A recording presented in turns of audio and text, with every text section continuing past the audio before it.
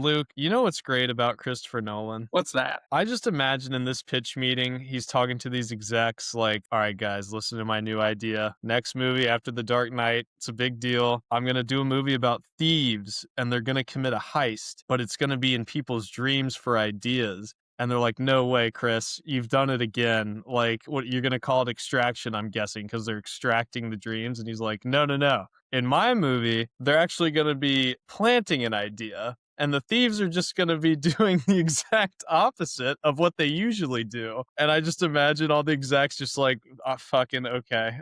Like, sure. And that's just what's so beautiful about Chris Nolan is his insanity to just take a sick premise and be like, double down. That's not actually the premise. Did that sentence you just spoke not frustrate you to some extent? No, I think it's incredible. Yeah, you didn't think it was stupid in any, in any way, shape, or form? No, I love it because Inception is such a cool idea. I don't know, it's just he loves throwing these curveballs at you, like The Prestige, Inception, and Interstellar. In a simpler version would be great movies, but I think what makes them really like classics and timeless is the preposterous shit he injects into them. You've stated that I hate this movie. I do not. I think it's fine. I think it's good. However, I will push back at you including The Prestige with the Inception and Interstellar. I think those are two different eras of Christopher Nolan. One that was creative and fun, and the other that is utter self-masturbatory nonsense. Are you out of your fucking mind? What are you talking about? I feel like everyone knows why they love this movie. So I guess my question I pose to you is, what makes you not love it? Because I feel like it checks every box of things that you enjoy. I think it's overly long, which I say about most movies, which that's not anyone's fault, but I think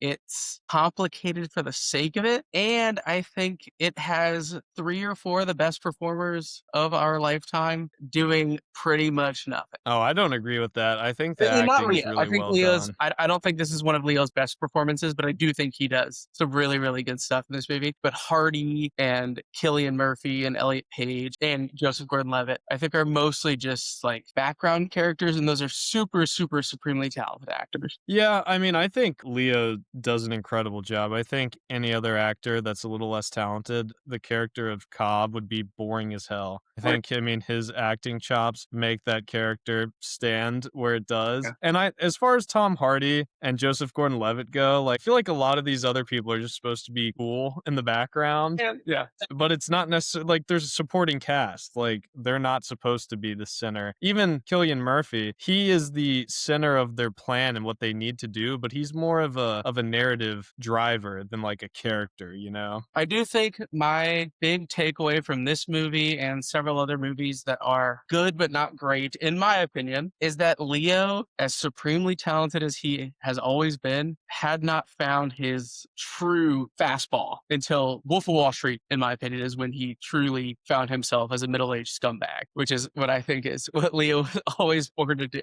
And of course, he has great performances in The Departed, Aviator, this movie, kind of. I really don't think Leo was 100% necessary. I think this could have been Matt Damon. I think it could have been Mark Ruffalo. I think there's a lot of actors who can make Cobb just as interesting. I don't know if Leonardo DiCaprio necessarily has a better era. I think he just morphs and changes over the years. And this was kind of the center of his like the coolest man alive era. Because I mean, he's got the hair slicked all the way back. He's in the black suit. I feel like Leonardo DiCaprio is one of those guys where he can either look like, you know, one battle after another Leo, where he looks like an absolute bum, or just like, you know, a James Dean most handsome man ever, you know? Again, I don't want to disparage Leo. I hope it's not coming off as that. And also, I do think Christopher Nolan is a master filmmaker. The sequence when they have the room turning and it was all practical effects, that's one of the coolest things ever done in a movie. To me, it's one of the best science fiction movies of our generation. It's such a cool idea. Just the idea that he took this heist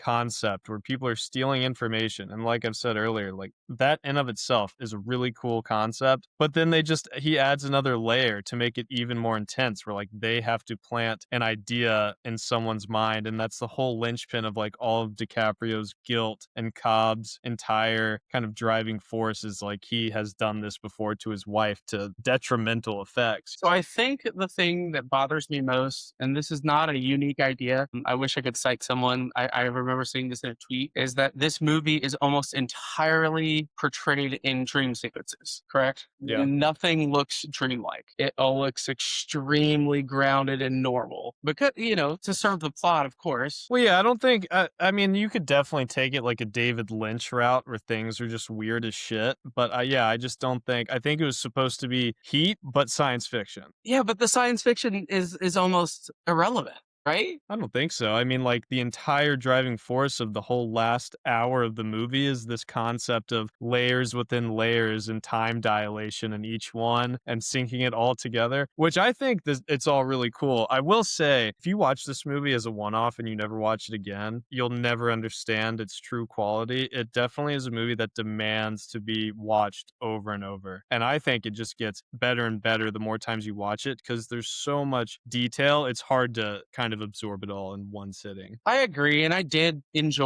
watched it last night. I did enjoy it more than I remember enjoying it. Again, I don't hate this movie, despite what you want to say. The whiteboard graphic says differently. I just think there was more. It was heat, but less good, with a science fiction element that, like, on its face in the narrative played a part, but didn't actually functionally do anything to change the character's reality. I don't know if I agree with that. I think the whole point is this line is reiterated 3 times. You don't want to be an old man dying alone full of Yeah. regret, which is Cobb's whole driving force is to, like, get back to his kids. And I will say, I know you said everything's pretty straight up real world. I do love every time it shows his children, it cuts away before their faces turn, and that does feel dreamlike. Like, there's things you dream of that, like, it's like they end at the same time. I think that kind of is indicative of the nature of dreams. I do think that this stuff with Cobb's wife and children is tragic and gripping and interesting. I like that a lot more than the heist, like the aspect of the movie with Joseph Gordon-Levitt and co. I find that aspect a lot more interesting and could have maybe had a 90-minute movie about Leonardo DiCaprio exploring dreams to come to grips with his trauma. Well, I do think that is the main point. I think you're right. All the other stuff is more just action and kind of the gilded nature of the movie. But the real point of it is Cobb is coming to terms with his own guilt and his own regrets as they're incepting Cillian Murphy's character, Yeah. who's also having like this catharsis about like his relationship with his father and what he should do. But yeah, the whole point truly is Cobb just having to let go of, the immense guilt he feels for convincing his wife to leave their fake reality. Yeah. You're winning me over.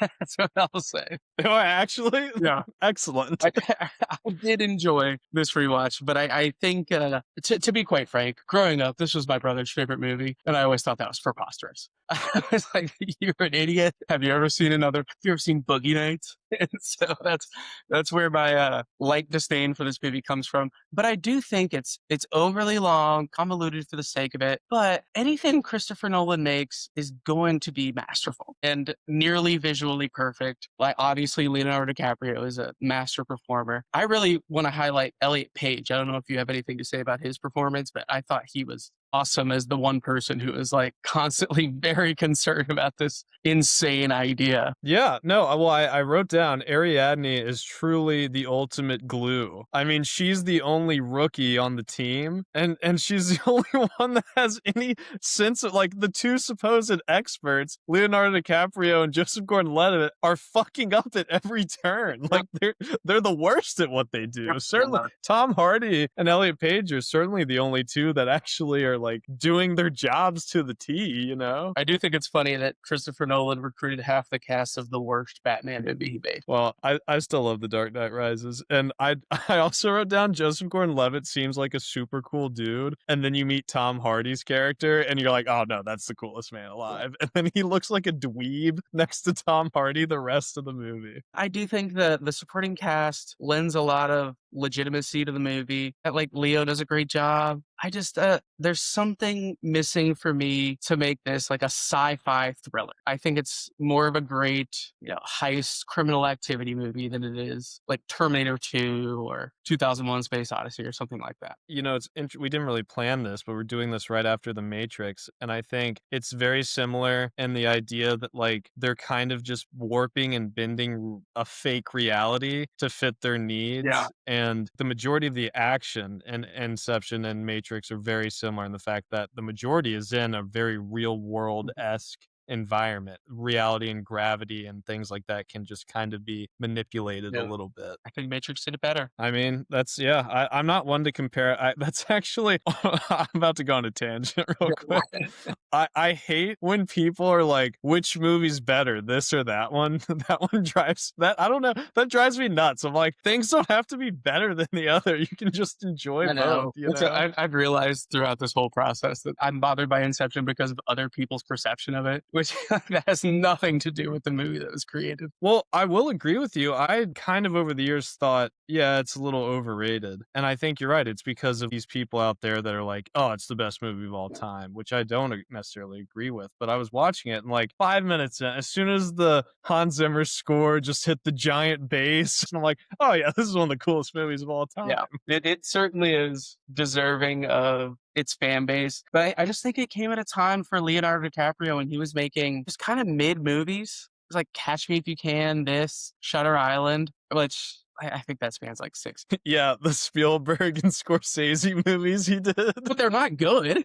Catch Me If You Can's good. Have you seen it? That's Yeah, I mean, I enjoy it. That's like a universally loved We movie. don't have to get into that 'cause I don't think it's very good. And like now, if Leonardo DiCaprio puts out a movie, it's like hold the fort. Let's It's an all event, listen here. It's yeah. going to be the best movie of the year. I think all of that perception that I take into a Leonardo DiCaprio movie is what makes me just a little lukewarm. I like this movie. I just don't love it. Yeah, no, that's fair. It's one of those things that you if you try to analyze it at like and I'm not saying you do this, but there are people out there that try to analyze these movies at like a granular level and try to like rationalize every single aspect of the science in a movie that's science fiction. I think it's cool that these movies, like this movie, The Thing, even the end of Stranger Things with like Eleven's ambiguous ending, these endings are meant to drive conversation. But I think there's a lot of people out there that think it's like a case that they need to solve, as if the director left a definitive answer out there somewhere, just waiting to be figured out. Mhm. And I think that's a total mistake. If you're watching Inception trying to turn the gears in your head, like, now how does all this work? It's like, dude, just don't worry about it. Just enjoy the ride. If you get, the majority or the broad ideas, then I think you'll be totally fine. That being said, that top was wavering. Oh, I personally believe that he's in reality. But again, like you said, it doesn't matter. That's far aside the point. I think you're right. It doesn't really matter because the more broad theme is, well, he's back with his kids and he doesn't stay to watch the result Yeah, I mean, because it doesn't yeah, matter anymore, whether he's dreaming or not. there's happiness and delusion.